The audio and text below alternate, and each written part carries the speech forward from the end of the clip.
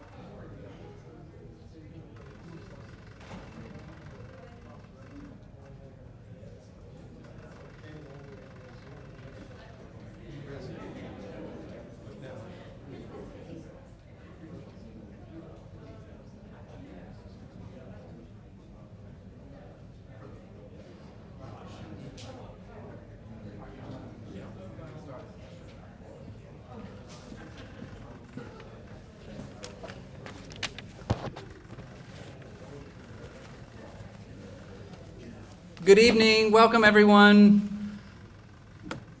Come on in and have a seat. I'm Matt Harper, Associate Professor of History and Africana Studies here at Mercer. And on behalf of the Spencer B. King Jr. Center for Southern Studies, I'd like to welcome you here to the Lamar Memorial Lecture Series.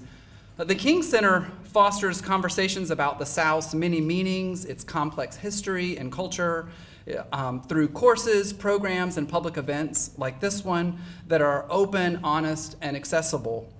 Each year, the Lamar Memorial Lectures, due to a generous gift by Eugenia Dorothy Blunt Lamar, host a leading scholar of Southern history, literature, or culture. And this year's speaker, Dr. Fitz Brundage, is no exception. He is the William B. Umstead Distinguished Professor of History at the University of North Carolina, Chapel Hill. He holds a PhD from Harvard University in Modern American History and is the author of several award-winning books across a wide range of historical topics, including Lynching in the New South, Socialist Utopias in the South, How the South Remembers Its Own Past, and African American Popular Culture. Fitz, as some of you know, was my advisor in graduate school and the director of my doctoral work. I can attest that he has a keen mind and a knowledge of the field that is impressive, intimidating to a young graduate student, and really bewildering, actually. He also gives, I can attest, he gives excellent feedback and occasionally duck eggs. His most recent book, Civilizing Torture, An American Tradition, gave rise to his current inquiry into the prisoner of war experience in the American Civil War, which is his topic for this series. In his first lecture here yesterday morning, we learned that prisoners of war have always created dilemmas for warring states. Captives, for the most part, were massacred, paroled, or exchanged.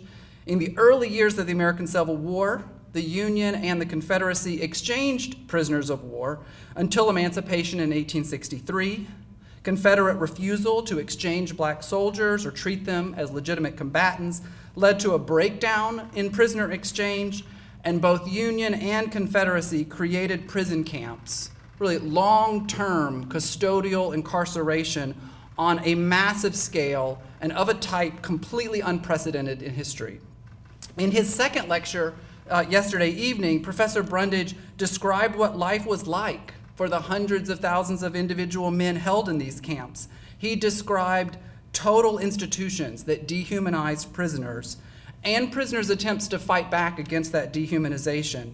Vile smells, lack of sanitation, severe overcrowding, the soul-numbing passing of time, hunger, gang violence, melancholy, and death. It was a grim night if you weren't here. Prisoners struggled to make sense of this experience, blaming guards, blaming the character of the Union or the Confederacy, but rarely questioning the larger culture or policies that created the modern prison camp. Tonight, in his final lecture of this series, Professor Brundage will speak on coerced movement, prisoners of war in motion. He'll take questions after tonight's lecture, which he promises will be somewhat lighter than last night's. Please join me in welcoming Professor Fitz Brundage.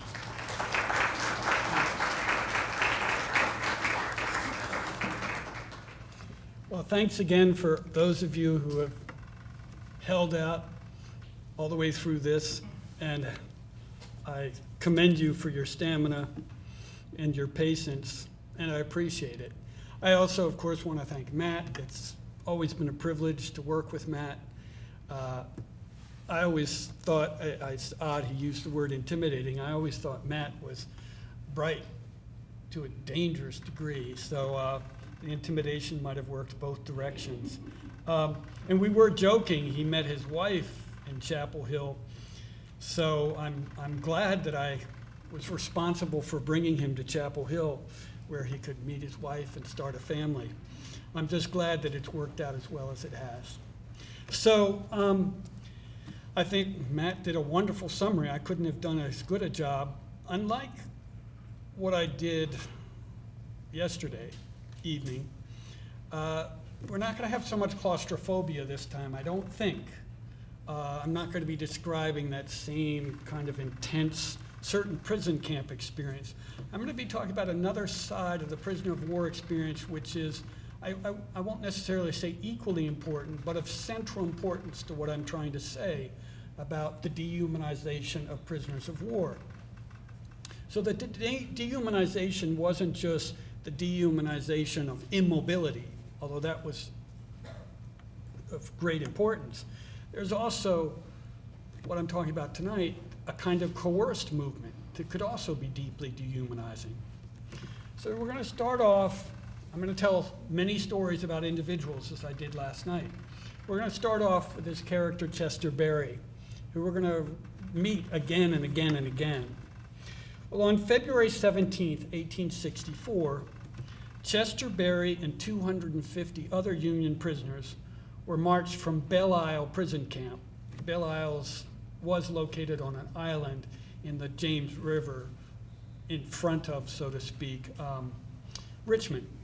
He was marched along with the other prisoners from Belle Isle to the railroad station in downtown, well, more or less downtown Richmond, where they were crowded onto 4 boxcars. The dimensions of these boxcars were 26 feet by 7 feet. So there were roughly 50 in each car. So each prisoner, I keep going back to these statistics because they help me to try to, what's the right word for it, conjure up the experience. So each prisoner had roughly 3 square feet in these boxcars. They were among, that is Chester Berry and the others on this 4 boxcar long train, were among the first to be transferred to a new prison in South Georgia. The slow progress of the train during sub-freezing temperatures in unheated boxcars must have compounded the discomfort, the intense discomfort of the prisoners. The train took a day to get from Richmond to Raleigh, North Carolina, where the men received their first rations since leaving Richmond. It took them another 24 hours to get from Raleigh to Charlotte. where again, they were given rations. It took them 2 days to get from Charlotte to Columbia, South Carolina, again, on these trains. And it took them another day to get from Columbia to Augusta. And the day after that, they arrived in Macon. So 1 week after boarding the train in Richmond, and actually the cars are being moved to various different lines, so it's not like they're on a single train. But the point is, they get on boxcars in Richmond, and a week later, they disembarked in Americus, Georgia. And then they marched from Americus to the stockade at Andersonville. So on any given day in 1864, there were hundreds, if not thousands, of prisoners of war shuttling around from the front lines to the camps, the prison camps, in the hinterlands of the two warring nations. Berry's journey to Andersonville and subsequent odyssey that I'll tell you about across the crumbling Confederacy illustrates not just the audacity of wartime authorities who thought it practical to transport thousands and thousands of prisoners hundreds of miles to purpose-built prison camps, but also to achieve the mastery of people, of resources, and technology that successful operation of the camps demanded. At a most basic level, access to transportation dictated the location of the prison camps. I realize this map is small, but I would have had to make it. I wasn't sure I could fit the map on the screen. But I'll just, if you know your geography, I'll have to rely on you to know your states. To make my point, you'll see there's a number 15 up there on the Mississippi River of Illinois. Number 15 is Rock Island. Why was it located there? Because it was accessible for riverboats coming up the Mississippi River and the Tennessee River Valley River system. So it was easy for the Union to transport prisoners there. Or we go over here to Point Lookout, which I've mentioned many times. It's number 14 on the map, if you can see it. It's essentially where Maryland and Virginia meet, where DC is, more or less, given the scale of this map. That's Point Lookout.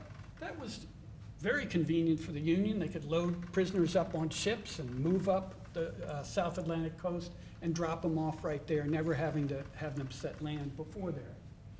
Or if we look at, for example, 16, which is here in Salisbury, which we'll mention, Salisbury was right on a railroad line. The railroad tracks ran right behind it. So it was convenient. And of course, Andersonville was where it was because it was on a railroad line. So you could move prisoners from wherever you wanted in the Confederacy to reach it. And I could point to other ones like Elmira, New York. Why is it there? Well, it was also convenient for railroad. So the point is that the network of railroads and steamboats on interior rivers especially enabled the Confederacy to retain Union prisoners, even while the Confederate nation was shrinking. So they could keep moving them around in the interior of the shrinking nation as the Union forces tightened control over the Mississippi River and the southern coast. More broadly, railroads encouraged the movement of people, goods, and information. In turn, making it possible to imagine running an integrated system of prisons when, as I mentioned last night, in the Union and Confederacy, we're talking about prisons that are holding 30,000, 20,000, 15,000 people. Running prisons of that size, you obviously have to have some network of communication and transportation. Now, the Confederate system of prison camps remained tragically chaotic from inception, and they only achieved good order and efficiency in the imagination of Confederate officials. The Union system of camps, however, were characterized by a high degree of centralization and coordination, taking full advantage of the administrative, transportation, and logistical capacities of the North. Union officials intervened in the minutiae of prison camp operations, ranging from something like camp hygiene to the maintenance and quality of daily rations or even camp discipline. So I'm going to concentrate especially today on the movement within the Confederacy. And that's in part because the movement of prisoners in the Confederacy was ongoing and on a massive scale. But if I had time, I would also tell you stories about the movement of Confederate prisoners who went through arduous trips. You know, if you were captured in northern Mississippi, you had to go all the way up the Mississippi River to St. Louis, and then maybe up to Rock Island, or maybe you would be transferred and taken to Camp Chase. So these are long journeys as well.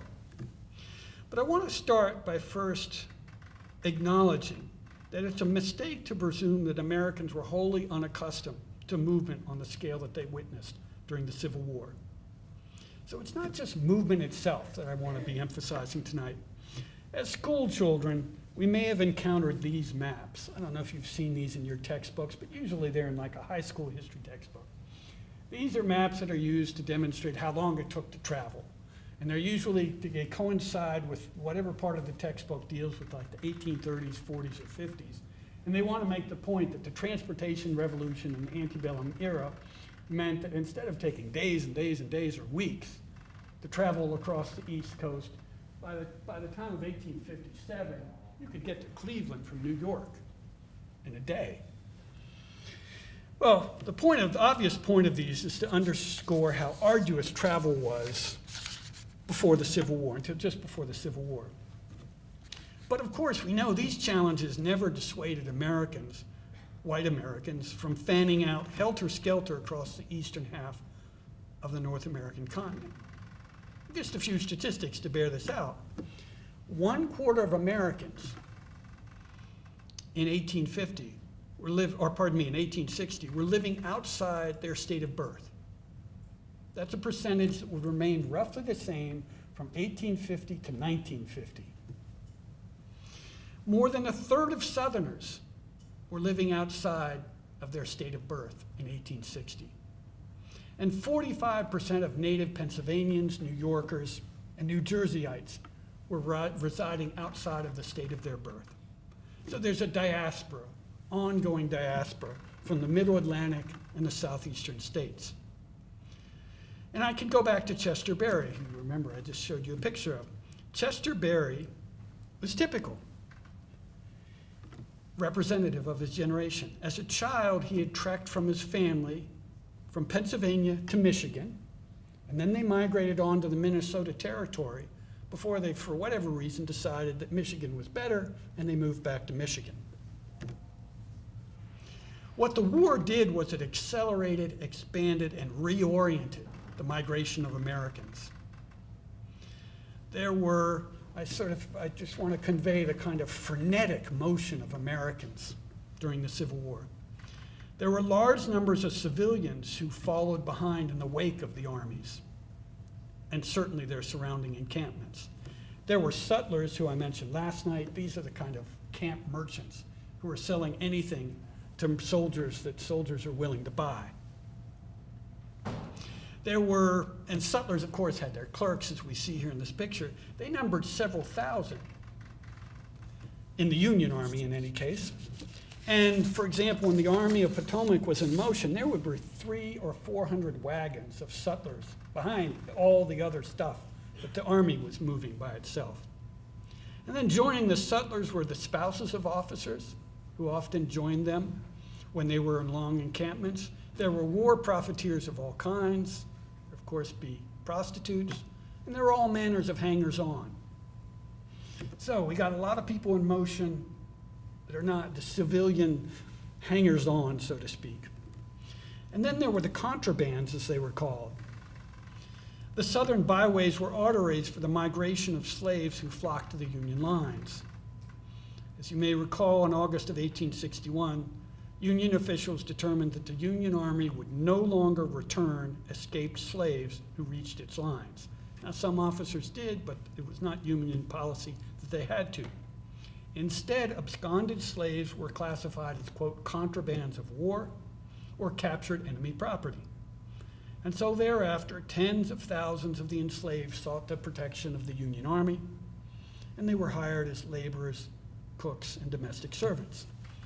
So there are large numbers of African Americans fleeing enslavement, moving around in the South as well. And then cluttering the roads were, of course, refugees, desperate to escape the two armies. Some refugees began a cycle of serial migrations, trying to keep out of the path of the opposing armies as the boundaries of the Confederacy collapsed. And so they'd move a little further south, and then they'd have to move and move and move again. In some areas, only those who were too poor or who could not move for some reason remained once, for example, the Union Army occupied a community. And there were strife-ridden regions of Missouri, Arkansas, Tennessee, and Virginia, where migrants included those who were expelled for collaborating with Confederate partisans or Union partisans in some places, and yet others who were driven out by the partisans. And then adding into those who were joining this migration of those of whites fleeing the armies were, of course, coerced migrants. There were roughly 150,000 slaves who were shuttled from the Mississippi River Valley deep into Texas.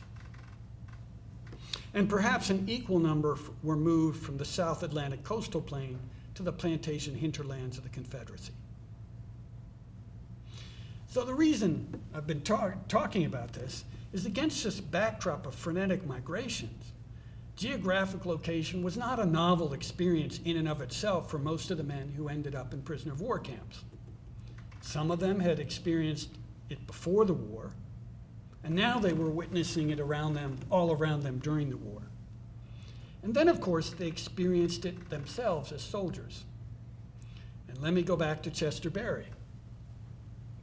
A few weeks after he turned 18, he enlisted in 1862 in the Michigan Infantry, the 20th Michigan Infantry. I think he was in Company C. During his first year in uniform, he suffered from typhoid fever. So he spent a period of time in hospital, and then as soon as he got out, he was sent into the front lines, and he fought against the Army of Northern Virginia in Virginia throughout the remainder of '62 into the summer of '63. In September of '63, Chester, who's got this amazing odyssey, as you will hear, he and his regiment were part of the most incredible logistical feat of the Civil War, when two corps of the Army of the Potomac, the 11th Corps and the 12th Corps, were transferred from the Eastern Front, from north of Richmond.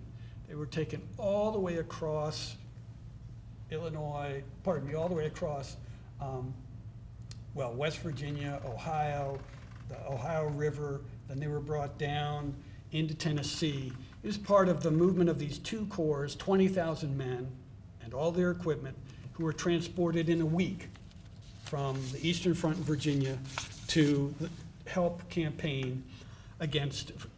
the campaign against Knoxville. So they were transferred 1,200 miles, 20,000 men in a week, which is an extraordinary feat in 19th century military lore. Afterwards, Berry and his unit were then transferred back to the east as part of the relentless advance on Richmond during the summer of 1864. So the point again of this seeming digression, what am I doing talking about this when I should be talking about prisoners of war, is to emphasize the headlong movement that swept up so many Americans during the Civil War. As spectators and participants, contemporaries recognized the kind of kinetic nature of this unfolding conflict. For most of them, the toing and froing was inherently unnerving and angst-producing. The conditions they encountered in transit were often grim, and once relocated, their futures were at best uncertain. All of these anxieties were magnified, I would say almost exponentially, for prisoners of war. Perhaps no aspect of captivity revealed more abjectly the powerlessness of prisoners than the forced relocations. As dire as the conditions were in the camps that I described last night, they were almost always worse in transit. The experience of sweltering in the hold of a ship as you sailed from, say, the coast of North Carolina up to Point Lookout. the experience of crowding into a cattle car, as Chester Berry did, or the experience of elbowing for space on an overcrowded riverboat as it made its way up the Mississippi, drove home to many prisoners their abject wretchedness and their captors' callousness. Even brief transit to prison could be traumatic. It proved so for William Hague. You remember I've mentioned William Hague a number of times. He was the one who compared entering the prison to entering a stage. And he was also the one who compared his plight to that of Jean Valjean from Victor Hugo's Les Miserables. Well, before enlisting in late August 1864, William Hague waited till the last moment to enlist. But it was partially because of his age. He was a successful lawyer in Fayetteville, North Carolina. He was a very proud graduate of the University of North Carolina. He was the son-in-law of a U.S. senator, father of 2 children. He was a 40-year-old man when he entered Confederate service. And as you may recall, he was captured during the Union assault on Fort Fisher outside of Wilmington. Well, he was accustomed to creatured comforts that, as a member of the Southern white elite, he had enjoyed, and he was wholly unprepared for the hardships of captivity, especially a 5-day voyage from Wilmington, where he was captured, to Point Lookout. He and 600 other prisoners were squeezed into the holds of a ship called the North Point, which was a dirty, fetid cattle transport that had been used just before they were carried to Point Lookout to transport cattle south. And so it took 5 days on a tossing and heaving northward journey. Hague later confided to his sister that memory of the journey sometimes sickens me. Private William Felton, and his experience was even more trying. Felton, to all experience, was tragically cursed. Only 6 weeks after he enlisted into the 18th Wisconsin Regiment, he and the rest of his woefully untrained regiment were thrown into combat early on the first day of the Battle of Shiloh. They had no ammunition, or they had a little ammunition, but for all practical purposes, they had neither ammunition nor rations. He and his company were swept up by the advancing Confederates. So literally, 6 weeks in uniform, the very first time he sees a Confederate, within minutes he's captured. The next day, that is, he and members of his company, and hundreds of other prisoners were marched 20 miles from Shiloh, the site of the Pittsburgh landing, if you will, to Corinth, Mississippi. There they boarded railroad cars, on which they spent a sleepless night. The following day, they reached Memphis, 100 miles to the west, where they were stuffed into what he described as a crude brick house. Felton and the other prisoners were next dispatched on a wending journey eastward from Memphis to Montgomery, Alabama. It was absurdly roundabout because the route was the only path that the Confederates could use to transport the prisoners that avoided northern Mississippi, which was now in the hands of the Union Army. So the train carrying Felton took a day to travel 100 miles from Memphis to Grenada, Mississippi. And it took another day to travel to Jackson. So 2 days to get from Memphis to Jackson, Mississippi. On the 5th day of his captivity, Felton finally arrived in Mobile. The next leg of his journey began the day after. He and a boatload of prisoners spent a day and a half chugging up the torpid Alabama River to Montgomery. Finally, on the 10th day since he was captured, after a slog of 700 miles, Felton reached his first prison camp. But within a week, he heard rumors that they were going to be moved again. But it took a few more weeks until they were finally moved. So a little more than a month after his capture, his respite in Montgomery ended. He boarded another train, this time to Atlanta. There, he and the other prisoners changed rail lines and they headed north to Chattanooga. Once there, they camped in rustic sheds for 2 days before traveling by train to Bridgeport, Alabama. There they idled on the banks of the Tennessee River for 2 more days, waiting for a steamboat to transport them to their next destination. Now, I don't actually know what their next destination was, but when they finally reached it, the commanding officer there, for undisclosed reason, refused to accept them. So Felton and other prisoners retraced their steps to Chattanooga. So 2 months after his capture, Felton still didn't know his eventual destination. On June 7th, he was sent south to Atlanta and then 2 days later to Griffin. There, his fragile health worsened, so he spent the next 3 weeks convalescing in a Confederate military hospital. The physical and emotional wear and tear of this endless, soul-numbing, and seemingly pointless marches, train trips, and boat voyages colored the terse and increasingly somber entries that Felton scrawled in his diary. And this is a page from his diary. I realize it's very hard for you to read, but you can read his diary online from Wisconsin Historical Society. But you'll see here, he says,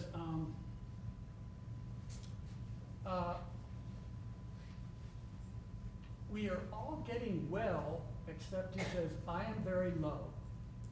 And the next day he says, the time is very hard with us. And Friday the 11th, he hears a false rumor that Richmond had fallen during the Peninsula Campaign. Well, as I say, his diary gets incredibly terse. Finally, nearly 3 weeks after his capture and more than 1,200 miles, more than 3 months after his capture, and more than 1,200 miles, he's transferred to Camp Oglethorpe in Macon, Georgia. And there he remained for another 3 months until at the age of 18, he died of an abscess of the side and chronic diarrhea. As Felton's saga suggests, the threat of repeated coerced migrations didn't end when prisoners reached their first prison pen. Especially in the Confederacy, inadequate prison facilities ensured a constant churning of prisoners. Colonel Michael Corcoran's experience during the first year of the war foreshadowed those of tens of thousands of subsequent Union prisoners. You'll recall I mentioned Corcoran last night as a cellmate in Libby Prison with Orlando B. Wilcox. He was a famed Irish nationalist, a major figure in the Irish American community in New York City. So he was, there's many, he was a kind of heroic figure and is one of the most senior Union captives captured at the first Battle of Bull Run. He was a heroic figure in the eyes of Northerners during the early parts of the war. Well, as I said, he was captured during the waning hours of the Battle of Bull Run. Afterwards, stunned and wounded, he was herded into a barn with hundreds of other prisoners overnight. They slept on the ground. The next day, they trudged miles in a drenching rain to a waiting train that transported them very slowly from Manassas to Richmond. Although Corcoran was already discovering, quote, the carelessness or want of system that a fellow prisoner ascribed to the railroads of the Confederacy, Corcoran wasn't upset by the sluggish pace because he had heard a rumor from reliable sources that when they reached Richmond, quote, we would be torn to pieces by a mob. Fortunately, the train was so slow in getting to Richmond and arrived so late at night that there weren't unruly spectators waiting to accost the haggard prisoners. But later caravans of captives were less fortunate. They were objects of both spectacle and objects of ridicule, and they were jeered, cursed, spat upon, and maltreated as they migrated from the railroad station to the Richmond prisons. This is from Harper's Weekly. This is actually not of Richmond, but it's the closest image I could get to the experience I'm describing. Well, Corcoran's journey from Manassas to Richmond was only the first of many within the rebel nation. He would glimpse a large swath of the Confederacy while crowded in reeking and battered boxcars during a year in captivity. Between September 1861 and August 1862, he traveled nearly 1,500 miles, roughly the distance from Paris to Moscow, and spent time in 6 different prisons. His forced migration was made necessary by the failure of the Confederacy, for that matter, Felton's forced migration as well, was made necessary by the failure of the Confederacy to build facilities to house prisoners of war. Only in the last year of the war did the Confederacy build any prison camps. Before then, they relied on retrofitting existing buildings to serve as improvised prisons. And the result of this was that Corcoran learned firsthand what a hodgepodge of ill-suited, unhealthy, impromptu prisons dotted the Confederacy. So I want to take you on the journey he took, because it's a way to give you, I described the camps sort of from the inside. Now I'm going to give you a sense of what those camps were like as you journey to them, so to speak. Corcoran and about 150 other captives were among the very first prisoners to be dispersed from Richmond's stuffed prisons in the fall of 1861. They were moved to holding pens further south in an ongoing transfer that would go throughout the remainder of the war, with Richmond serving as a kind of entrepot for prisoners of war. So he and the prisoners at the warehouse he was held in left Richmond on September 10th. It took them 3 days to get from Richmond to Charleston, and they were harassed along the way by raucous crowds in North Carolina. When they reached Charleston, they were confined in the regular cells of the overcrowded city jail in Charleston, which you can still see if you visit Charleston. And they were confined along with, quote, murderers, thieves, mail robbers, colored, and even the abandoned wretches of early virtue, according to one of Corcoran's cellmates. Within days of their departure, 500 prisoners from the Confederate capital would be sent to a jail in New Orleans, where they too shared quarters with common criminals. The Charleston jail, though, was only a temporary holding station, a way station, for Corcoran and the other captives. It only lasted as long as it took the Confederate authorities to try to get Castle Pinckney, which was an aged old fort in the Charleston harbor, ready to hold prisoners. One of Corcoran's fellow prisoners described this site as, quote, a grim little place. The fort had very crude accommodations. What they actually did, as you can see from this photograph, which is not of Corcoran, but it's of soldiers in his regiment, or the regiment he commanded. You can see those bricked up areas. Those were the casements where they would have had cannons, but they bricked them up, and then they had the cannons out of there, and they put the men into the individual casements as cells. So even though these casements were stuck in these virtually windowless casements behind heavy wooden doors at night, and they were dank and dirty, during the day, as you can see here, they were allowed out into the fort where they had the benefit of the cooling breezes, sea breezes, which was an improvement over the Charleston jail. But after only 6 weeks, Confederate authorities decided this fort was just too small. So they moved them back into the Charleston jail, where they were held for about 3 weeks until a fire nearly burnt down the jail and burnt down much of the surrounding neighborhood. So then they were moved back to Castle Pinckney. But the second visit was a lot less pleasant than the first, because there were too many men.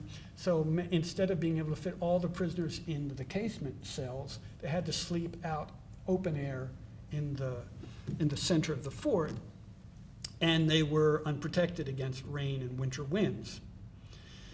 Fortunately, this second stint at Castle Pinckney was shorter than their first. So the next step on Corcoran's coerced journey was to Columbia, South Carolina. So another trip by railroad from Charleston to Columbia, rock-hurling mobs, brushes with, unpleasant crowds of South Carolinians. They arrived in Columbia, South Carolina, and they were put in the Columbia City Jail. Now, although the Columbia City Jail was extremely cramped and generally unpleasant, it had one great benefit. The man responsible, the keeper, so to speak, was actually the city's mayor, John Boatwright. He and the presiding Confederate commander, for whatever reason, were surprisingly considerate. They showed incredible compassion towards the Union prisoners. Indeed, those prisoners, Union prisoners who were Freemasons, were taken to Freemason dinners and ceremonies outside of the jail, which they enjoyed immensely, as you can well imagine. But unfortunately, the local outcry of outraged local citizenry and repeated escapes by prisoners, perhaps while they were going to these Freemason meetings, led officials to tighten security, and they rescinded most of those privileges. So they spent a little less than 2 months in Columbia, the first part of it quite pleasant, then it got much worse. And then Corcoran and most of his fellow prisoners were dispatched back to Richmond. They briefly went into their former prison quarters, which weren't any better than they had been before. They're like those that I described last night. The train trip back to Richmond was no better than it had been 6 months earlier, or the train trip south. And in early May, they were moved from the prison that they had been sent to in Richmond to a new prison, which was Libby Prison. And so Corcoran was among the first to move into Corcoran Prison, which would eventually become one of the most notorious of the Confederate prisons. At this time, it was just described by one of Corcoran's peers as another dismal warehouse. And I go back to this image. This is the one I wanted. I got the wrong slide here. Last night, you'll recall, I showed you an image of Orlando B. Wilcox and Corcoran standing together. That was in Libby Prison. It's one of the fellow prisoners' remembrance of what it was like in this April of 1862 when they moved into it. Well, they were only in Libby Prison for a brief period of time because the Union Army was moving up the Virginia Peninsula during the Peninsula Campaign. And so there were concerns that the Union Army was so close to Richmond that not only might Richmond fall, but there might be a prison uprising that would make matters particularly dangerous in Richmond. So Corcoran and his prison mates were shunted onto a train to a 20-year-old derelict textile mill in Salisbury, North Carolina. This is a prison that was hurriedly fitted out in late fall of 1861, using the large mill building, a four-story brick building, and some of the small cottages around it. It was chosen again because it was abandoned and it was convenient to the railroad. One officer in prison there described the main building as very undesirable, being about 90 by 40 feet, with barred windows, dirty floors, partially occupied by rude bunks, and 2 broken stoves that give no heat. So Corcoran moves to Salisbury, and I showed this last night, this very famous image of baseball during the Civil War, the reason I'm showing it now is this is the artist who did the print of Libby Prison also did this print. He was a fellow prisoner with Corcoran, and that's Corcoran sitting right here. Well, incredibly, Michael Corcoran's ordeal finally came to an end in August of 1862. After months of living on the breath of rumor, of pending exchanges finally happened in the fall of 1862, as I've mentioned, and Corcoran and most of his comrades at Salisbury were transferred back to Libby Prison to await exchange. Then 2 weeks after arriving there, Corcoran was exchanged for a Confederate officer.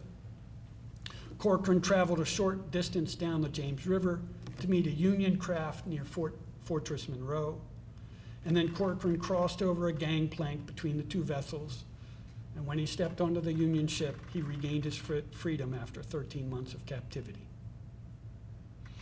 All right, I realize that's probably just seems like a cacophony of different places. Let me return to another story, this time about Chester Berry. Poor, ill-fated Chester Berry. As unlikely as it may sound, Chester Berry would have envied the relative comfort that Corcoran enjoyed during his transit around the Confederacy. Berry's great fortune was to be captured in 1864, not 1861. To be captured in 1864 meant the failings of the Confederate prison system had reached their most glaring, systematic, and lethal stage. I've already told you about the route that Chester Berry took from Libby Prison to Andersonville, the week-long odyssey. Well, of course, he got to Andersonville and had experienced in Andersonville what I described last night: paltry rations, exposure to the elements, in horrid conditions. He was there until late October 1864, when Confederate authorities dispersed the prisoners at Andersonville. Not all of them, but those who were, by whatever definition, healthy enough to be moved. They were dispersed to hastily built camps to keep them away from Sherman's advancing army. There was the fear that Sherman was going to send troops down to liberate them. So during the next 2 months, Berry and other prisoners were shuttled around eastern Georgia. After Andersonville, he was moved to Camp Lawton. And this is artwork from a fellow prisoner at Camp Lawton. That was a rather grim prison, to say the least. And then they were moved from Camp Lawton to Savannah by train. And this is an image of, you can see, it's a wonderful drawing by famous Civil War artist. But you can see, this is not necessarily of prisoners of war, but they would have traveled the same way. There are soldiers or prisoners, I'm not sure which, sitting on top of the boxcars, which, if you were lucky enough, the guards would allow you to do that, because then you got out of the inside of the boxcars.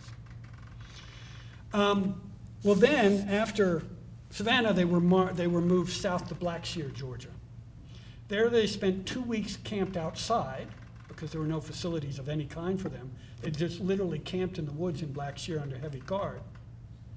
And then they were loaded on a train to take it, and were taken to Thomasville, Georgia, where they spent another 2 weeks outdoors under guard.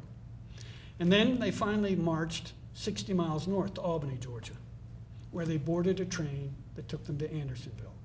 And they re-entered Andersonville on Christmas Eve, 1864. So he made a great big circle of the state of Georgia in between October and Christmas Eve, 1864. The conditions that Berry and the other prisoners experienced on the prison trains were, of course, profoundly invasive and traumatizing. These were lice-ridden, filthy, often ill, malnourished men when they boarded the trains. And then they had to find space in the cars. The trains, of course, on the Confederate lines, very bumpy, dawdling pace. They were deprived of food and water for the most part, and they had lost much sense of time or place during transit. And then they were forced on the trains, necessarily, to defecate publicly, an immodest and embarrassing act, as you could imagine. Compounding this violation of commonplace civility was the overpowering stench that they describe of sweat, excrement, urine, and vomit. The misery of transit for prisoners accompanied prisoners even on their journeys to the end of captivity. Indeed, the prisoners transferred in prisoner exchanges often had to endure conditions that were as bad as worse than when they were initially transported. Because during exchanges, both sides were keen to get rid of their prisoners, their captives, with as little expense and effort as possible. So prisoners already weakened by their ordeals in the camps often worsened in transit. And so death was a routine conclusion for many on the trips. And I come back to my poor Chester Berry. His saga isn't over yet. His ordeal continued to the last weeks of the war. It was then that he was exchanged. At the very end, the Confederacy agreed to exchange prisoners. And so he and prisoners at Andersonville were exchanged for Confederate prisoners. For 6 days, during which they received almost no rations and little water, Berry and his comrades traveled by boxcar and steamboat from Andersonville to Jackson, Mississippi. Once they got to Jacksonville, they marched 40 miles roughly to a camp outside of Vicksburg where they were going to be exchanged. By then, he'd been a prisoner for 10 months. He had traveled by train, by foot, and steamboat nearly 2,000 miles, the distance from New York City to Salt Lake City. After months of extreme privation, the anticipation of ample rations and basic creature comforts at the new camp, in the exchange camp he was in, was overwhelming. Berry later recalled that he had never experienced a happier day in my life than when he tasted his first cup of coffee. At first, he was put off by the seemingly stingy rations that he received in the exchange camp. But he thought better of them when he heard that the first prisoners to arrive, the first former prisoners to arrive at the camp, had gorged themselves on boxes of hardtack, and as a result, quote, there were a number of deaths that night. Barry remained in the camp for 3 weeks until he was finally able to get passage on a northbound steamboat from Vicksburg that was going to carry him north, and he could eventually get home to Michigan.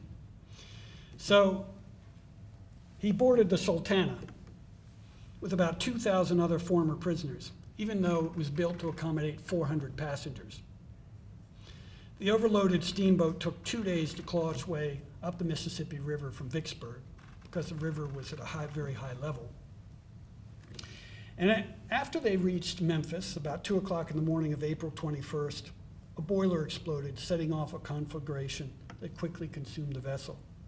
Barry himself was hit in the head by shrapnel from the explosion, blown into the river and floated in the Mississippi River for the night, till he was rescued. He suffered a head injury that would trouble him for the remainder of his life.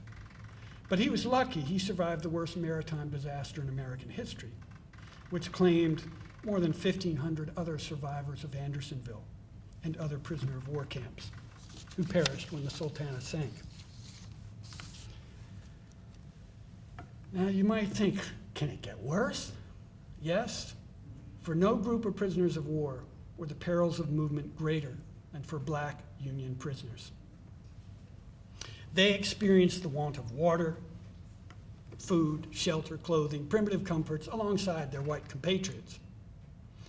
But they also knew that they would be denied protections accorded to prisoners of war.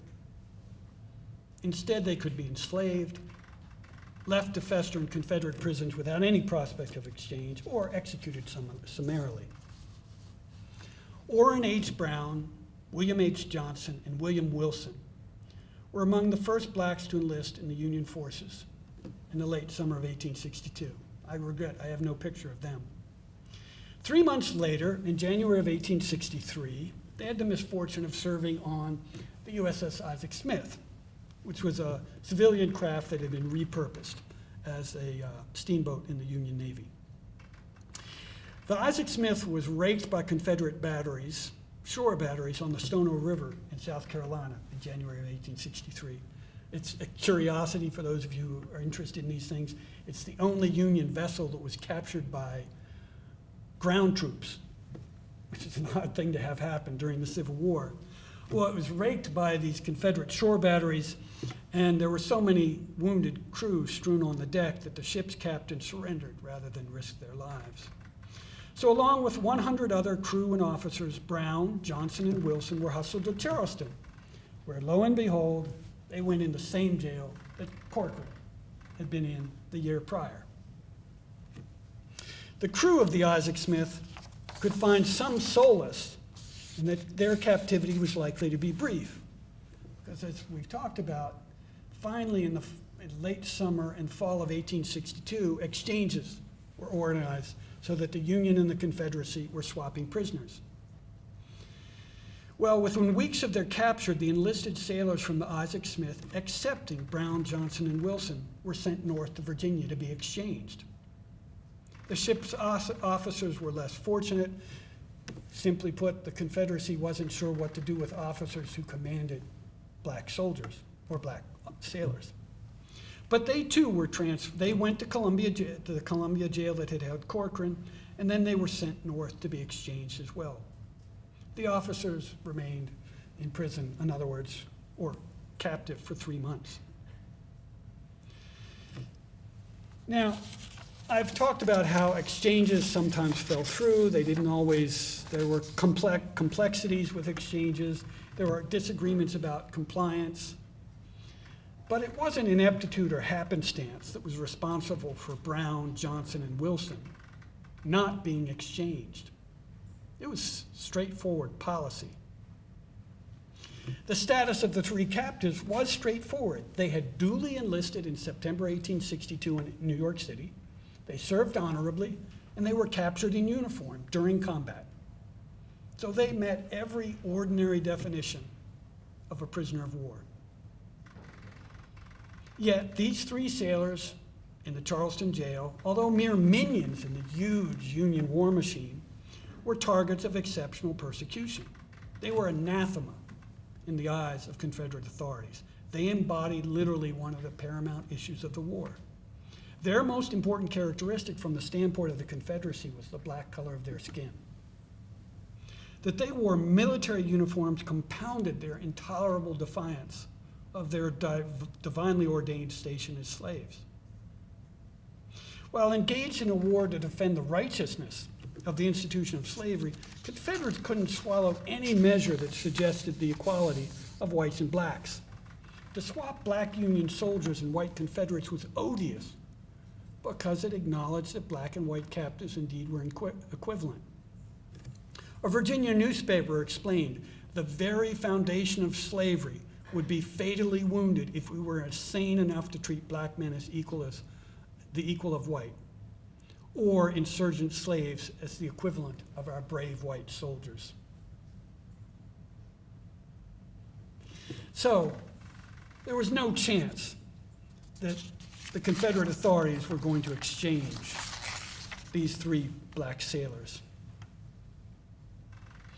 The problem was, for the Confederacy, the Confederates knew what to do with formerly enslaved black men who joined the Union ranks, as I'll talk about. They didn't summarily execute those African American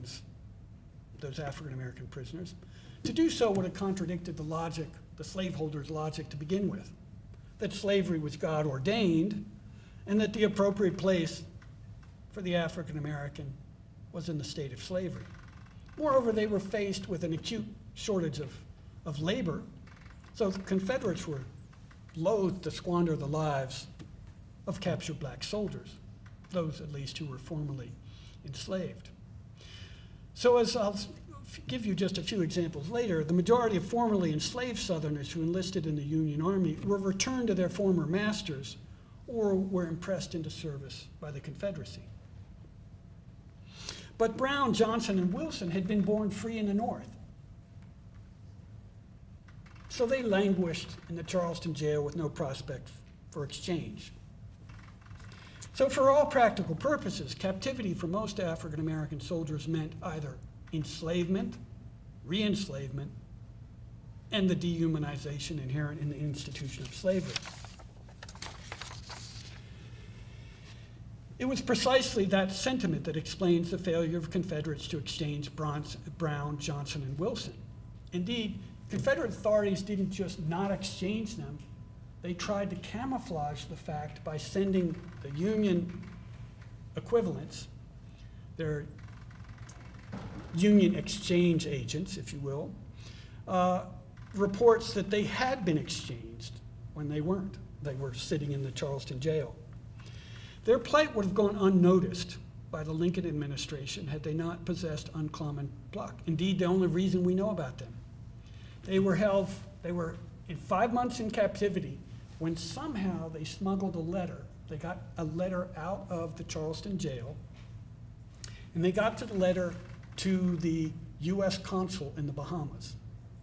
I can only guess that they either paid someone to smuggle it out or else an African-American trustee or somebody somehow got it out. It couldn't have gone by the mails because Confederate censors would have snagged it. However it happened, their letter got to the U.S. consul in the Bahamas, and he sent it from Nassau to the War Department. The Lincoln administration recognized it was powerless to help these sailors. What could they possibly do? Union officials did appreciate the gravity of their plight. The Union general who was administering the exchange of prisoners pinpointed the crux of their predicament. Quote, "The rebellion exists on a question connected with the right or power of the South to hold the colored race in slavery. And the South will only yield this right under military compulsion." End of quote. And he accurately predicted that the Charleston prisoners would remain there until the Union declared victory. Now, I just want to offer a few more experiences of African American soldiers before I wrap things up. for many, many African Americans who were captured. We know that roughly somewhere in the neighborhood of at least 3,000 African American soldiers serving in the Union Army were captured. For many of them, the movement that they experienced was not just the movement of being transferred from the front line, but it was then the movement of being transferred back into slavery. Such was the case for scores of black troops from several black regiments who were captured at the Battle of Milliken's Bend in Louisiana in 1863. Their captors took them to East Texas, where one of them was enslaved by the commander of the force, and he was essentially treated as booty. He hadn't belonged to the commander, the Confederate captain, but the Confederate captain selected him as a personal slave, transported him to his home near Waco, and Anderson remained there till 1867, first as a slave, and then subsequently in a state of virtual servitude until he was able to escape. 40 other prisoners from that same regiment captured at the same time just disappear without trace. We don't know what happened to them. And then I could talk, I don't have time to do it now, but then I could talk also about the transporting of black civilians who were effectively kidnapped by the Confederates during the Gettysburg campaign and forced into the thraldom of slavery. There are roughly 1,000 African Americans who were captured in Maryland, but especially in Pennsylvania. They were swept up during the Confederate invasion of Pennsylvania, transported back to Richmond. Some of them were sold in Richmond. Many of them were put to manual labor working for the Confederacy. And so the story that I'm trying to tell here is, in the best of circumstances, prisoners of war labored against chronic uncertainty and a sense of powerlessness. But all of that was magnified dramatically by the experience, the vulnerability of being transported. As one of Cochrane's comrades put it, after the chaotic and inhumane and capricious, seemingly capricious movement of Corcoran and this prisoner, quote, "We are apparently destined to rival Ulysses before we get clear of this." So I want to take just a few minutes here and move from the boxcars that I've described, from the prison camps that I've described, to try to explain what I think this story tells us. My intent over the past 2 days has been to describe episodes and experiences that presage subsequent developments that we seldom associate with this history, or the history I've recounted. To linger on the prison camps of the Civil War is to unearth manifestations of practices and attitudes that remain with us to the present day. The advent of modern mass societies during the past century and a half has gone hand in hand with the growth of bureaucracies and complex institutions, ranging from, for example, the hospital to prisons. And indeed, the hospital and the prison pen that I've been describing, are the kind of Janus face of modernity in the 19th century United States. They're both innovations of the Civil War. The modern American, I'm jumping over some things I was going to talk about. The modern American hospital had its birth during the American Civil War. It was one of the most important institutional advances of the 19th century. And just as the military officers responsible for Point Lookout, Andersonville, and other sites created the modern prison camp, doctors and officials were responsible for creating the hospital. Hospitals were the product of invention and adaptation, like the prison camps. But the hospitals manifested the humane possibilities of modernity. The prison camp, in contrast, unmasked the remorseless potential of modernity. It's the potential to create engines of dehumanization and calibrated mass suffering. We've become accustomed to modern bureaucracies that reduce us to numbers, things, categories, or objects. We endure this process in the most banal form while haggling with petty bureaucrats or insurance adjusters. And I just pick on them as one example. When bureaucracies have been yoked to the exercise of state power in previously unimagined ways, the pernicious consequences of objectification have been profound. Adolescents have been treated as adults by courts.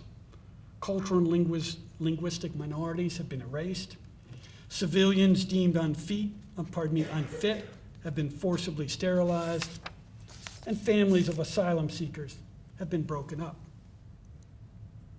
An extreme objectification has facilitated mass dehumanization and paved the way for the horrors of the 20th century. Andersonville, Point Lookout, Elmira, and the other prison pens we've talked about the past 2 days anticipated 20th century prisons and gulags. Civil War prison pens, to be sure, lacked the planning, the design, the ideological grounding that defined camps during the 20th century, but they shared one crucial feature: the profound deracination of inmates. Like the unrecognizable grave diggers I showed you in the photograph of the mass graves at Andersonville, the inmates of prison pens dissolve into undifferentiated human units who all too often camp administrators treated, to borrow philosopher Hannah Arendt's phrase, quote, as if they were already dead. Assigning responsibility for the actions of armies, bureaucracies, and governments often remains a daunting unmet challenge, even in the present day. The complexity of modern organizations, especially the division of authority in them, confounds efforts to assign individual or collective responsibility for their deeds. Wed to the notions of individual agency, the Civil War generation was unprepared to assign moral culpability for collective inaction, systematic indifference to misery, or unintended but wholly predictable suffering. To observe Americans debate the prisoner of war experience after the Civil War is at once revealing and humbling. The history may have been too raw, too unprecedented for Americans to easily or comfortably draw insights from it. But we're reminded of the challenges that Americans faced when they struggled to make sense of a scale of warfare and an intensity of warfare that was wholly outside their experience. In the aftermath of the war, a war that refounded the American Republic, few Americans anticipated that the evasion and erasure of responsibility for human suffering in the prison camps would presage similar events in the nation's future. Unlike other inherited challenges to American principles, most glaringly slavery and the ongoing assault on indigenous peoples, the prison camps were the product of recent and conscious design. The choices that were made, the actions that were made to build and operate the camps weren't buried in the distant past. They weren't the actions of day-to-day actions of obscure people. To the contrary, the officials responsible for the camps and the decisions they made could be easily and can be easily traced. We can track the combination of institutional authority and procedures that eroded the moral inhibitions of officials, commanders, and cap staff, thereby making it easier for them to abandon the moral responsibility that they otherwise might have exercised to ease the suffering of fellow humans. Following orders removed their obligation to make moral choices. Over time, circumstances and procedures that otherwise might have been unconscionable became routine and were seldom the subjects of reflection. Today, the tragic inhumanity of the Civil War prison camps is still not part of our national memory. War fatigue, the politics of national reconciliation, and the paucity of introspection about the prison camps prevented any national reckoning. Americans drew only limited lessons regarding modern warfare or the nation's professed principles from the experience of prisoners of war. Unable to square the camps with the nation's vaunted innocence, Americans dismissed the prison pens as a minor facet of the Civil War. And I want to linger on this image just a moment. It's an image we've seen before, the Andersonville Cemetery in 1864, this picture is. We don't think about it. We think of Gettysburg as being one of the most sacred spots in the American landscape, appropriately so, I suspect. But we don't think about it. Buried in Andersonville Cemetery are more men than died at the battles of Gettysburg, Antietam, and Shiloh combined. So we talk about the loss of life at Gettysburg, which was severe. I don't want to diminish that, or Antietam. But fewer men died there than died in Andersonville. And if you go to Andersonville, I think you'll see the stark difference between the sacred landscape at Gettysburg, the sacred landscape at Antietam, and what we have as a national park in Andersonville. The salience of this history has only grown during the intervening century, during which we've struggled to come to terms with the dehumanizing effects of modern power, whether manifest in mass incarceration or violation of human rights during national crises. We see in their struggles our own difficulties in grappling with individual and collective responsibility for the punitive treatment imposed by government bureaucracies, be it in war or in our jails and prisons, where rehabilitation takes a backseat to punishment and deprivation. Equally routine in the contemporary world of bureaucracies and corporations is the disavowal of responsibility. Generations of Americans have heard that, quote, mistakes were made. They heard that from Ulysses Grant in 1876, and they heard it from Attorney General Alberto Gonzales in 2007. And they heard that from banking potentate Jamie Dimon in 2009. No matter how threadbare and risible, the plea remains routine feint to evade responsibility and accountability. More commonly, all manner of malefactors, law officers, elected leaders, military commanders, administrators, businessmen, have escaped any penalty for their actions by mumbling that, alas, mistakes were made, while vowing that new safeguards will prevent similar mistakes. Had Civil War Americans pondered what the camps revealed about their society and individual culpability in the wake of the Civil War, they might have anticipated the findings of psychologist Stanley Milgram and his notorious experiments in the early 1960s. You may recall that Milgram, after his experiments, concluded that, quote, the kind of character produced in American society cannot be counted on to insulate its citizens from brutality and inhumane treatment at the direction of malevolent authority. My sincere hope is that Americans can somehow, sometime, be persuaded to confront the realities of these Civil War prison pens, and by doing so contemplate the roots of American culpability and violence against those we have perceived to be our enemies. Thank you.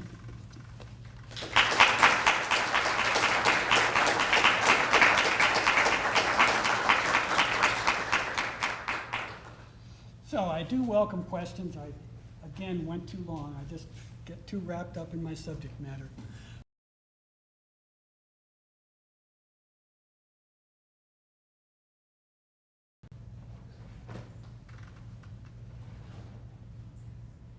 Somebody's got to break the ice, if anybody's going to break that.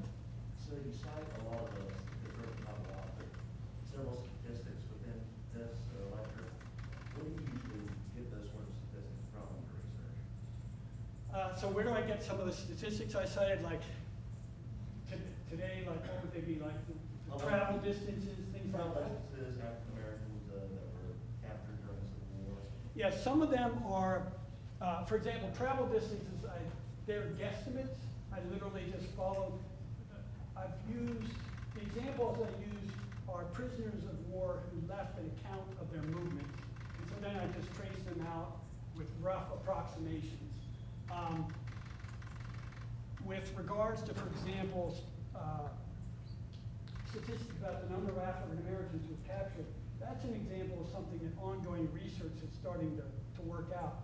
It used to be thought there weren't many African Americans who were captured because, well, I say, in the sort of 1960s, 70s, 1980s, there was assumption that African American prisoners of war were summarily executed. And there are definitely examples of that on the battlefield. At the Battle of the Crater, at the Battle of Volosky, at the Battle of course, the most notorious is, help me, Fort Pillow. Those are probably the most famous or notorious examples where there was, without question,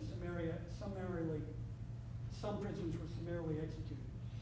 But as a result of more and more scholars working in the pension files, where after the Civil War, any Union soldier who had a disability, eventually any Union soldier was able to get a pension, but for most of the 19th century, you had to have some sort of disability. So you wrote into this massive bureaucracy and played your case. You had a disability that started during the Civil War.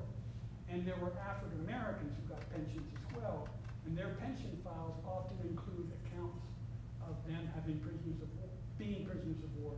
And we knew they had been captured, but we didn't know what their fate was. They sort of disappeared from the records. And I'll just add one detail here about this is also a part of the really insidiousness of the re-enslavement of African Americans. Not that Confederates thought about this at the time, but African Americans who were re-enslaved often had a very difficult time proving that they had been in prison because they weren't at any prison. They were working on some plantation somewhere. And so from the point of view of prison officials, these bureaucrats that I'm talking about, who are making decisions over whether they should get a federal pension, they could often say to themselves, well, how do we know you didn't abscond and just sort of hide out?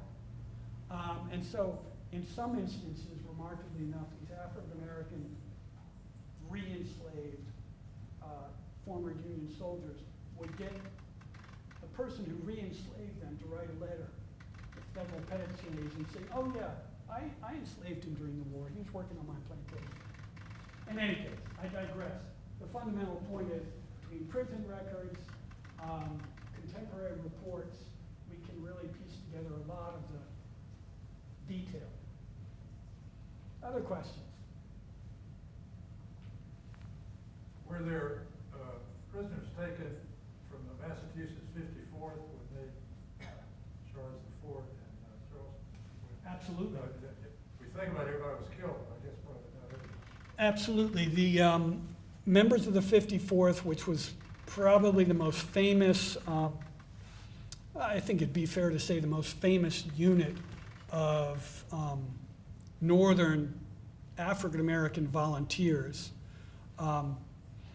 And the subject of, some of you may know this cultural reference, of the movie Glory focuses on them. They were captured, and some of them were, in fact, a few of them were at Andersonville, indeed. So there were captives from the 54th. Other questions? I'm interested in how prison narratives might play into the lost cause in the South. So I'm curious, under the heat of Cold War, do you think discussions about prisoners of war in the Civil War can help dispel the lost cause narrative? That's a great question, and there's actually, whether or not you want to read this, I'll just mention, Timothy Williams has written a very interesting article drawing a line between Confederate prisoner of war memoirs and the emergence of the lost cause. And one of the very first threads of Confederate memoir writing, not just during the war, there are a few Confederate memoirs written, or memoirs of prisoners of war published in the Confederacy during the war itself. But mainly they come after 68, 69, and especially in the 70s. And they are driven by, in part, the Southern Historical Society, not that the Southern Historical Association exists today, but the earlier organization that was created by Confederate officers in New Orleans and elsewhere. They wanted to write a rebuttal, if you will, a Confederate rebuttal to all of what they saw as propaganda about Andersonville. So some of the very first articles denouncing, the sort of memoirs denouncing the inhumanity of the Union were exactly dealing with northern prison camps, to argue that northern prison camps were as bad or worse than Andersonville. So they start talking about Andersonvilles of the North. So absolutely, it was a very important wedge, if you will, because what they're trying to do is they're trying to chip away at the moral sanctity, if you will, the moral high ground that Northerners, white Northerners, were claiming for themselves. So yeah, it's a very, and the memory of prisoners of war would remain a bone of contention, as you could imagine, because these are, you can't, how would you, what would be the word for it? You can't somehow mitigate the memoirs of these men easily. But that's when I mentioned William Hesseltine, a historian, in my first lecture, and the way in which what happens in the early 20th century is, more than anything, professional historians start to dismiss the memoirs as just being polemical. And as historians are working to forge a kind of historical reconciliation between the sections, they have to dismiss the memoirs out of hand. And they get dismissed because they are polemical in the eyes of 20th century readers who want to have a portrait of the Civil War as Robert E. Lee and George McClellan writing letters to each other in which they are incredibly respectful and have all of the tropes of the 19th century gentleman. That's the war they want to hold on to. So yes, you're absolutely right. Other questions? Comments? So I think you talked a lot about how the Confederate Army and their relationship with slavery affected African American experience with prisoners of war, but what would the impact be of the Union's relationship with slavery? And you mentioned contraband, for example, so that label makes them property even in the Union's eyes during the war. So how does that affect prisoner of war experience? Great question. As perhaps you know, the Lincoln administration not only had a wide range of attitudes about the place of African Americans in the Republic going forward and during the war, but within the generals, the Union generals, officers out there in the field, there was a wide range. So at one end would be McClellan and some of the people around him who didn't want to touch the institution of slavery at all. It wasn't a moral concern for them.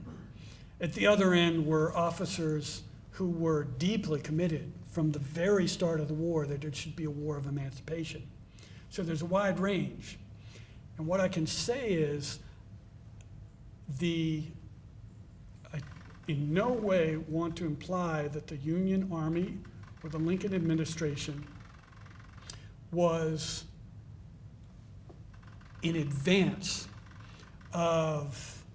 was pushing for rights and treatments for African Americans, whether they were soldiers or in society, that were advance of those, say, in the ranks of the abolitionists, by any stretch of the imagination.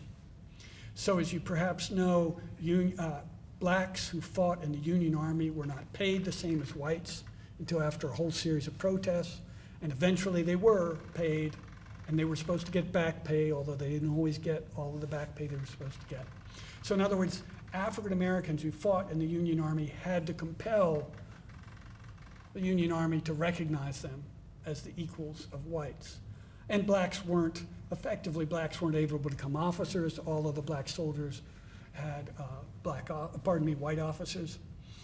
But the one thing that I think is often missed in the discussion of the prevalence and the manifestations of racism in the Union Army, which I do not want to dismiss at all, is a gesture that Lincoln makes in July of 1863. But I just don't think we give enough importance to. And that is, I think it's July 29th, 1863, Lincoln issues a proclamation that says, if the Confederacy enslaves African Americans, re-enslaves Union soldiers, that is black Union soldiers, or execute white officers of Union soldiers, the Union Army will not re-enslave, or will not enslave Confederates, but they will put them to hard labor, and they will execute Confederate officers in equal number. And the reason, and he says explicitly in that order from July, again, I think it's late, I think it's the 29th of 1863, he says that, paraphrasing, that a black soldier in the Union Army is the equivalent of a white soldier in the Confederate Army.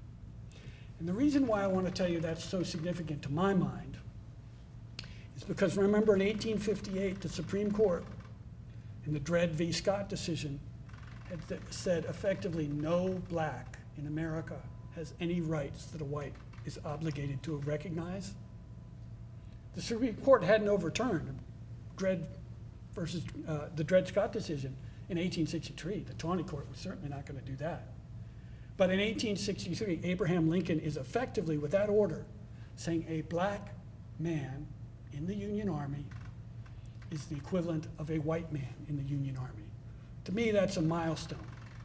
It's in the recognition, the gradual recognition of the full humanity of African Americans. It's one step, but it was a remarkable statement to have a president of the United States saying a black man in uniform is the equal of a white man in a uniform. Other questions? All right, I'm gonna step in. I know that Dr. Brundage is a careful taker of questions, so if you have them, you can come forward and ask them of him. But join me in thanking him for the Lamar lecture. Thank you.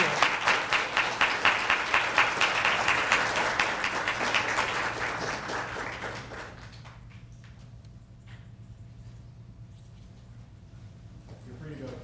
I had to tell you that. Captive audience was taken literally.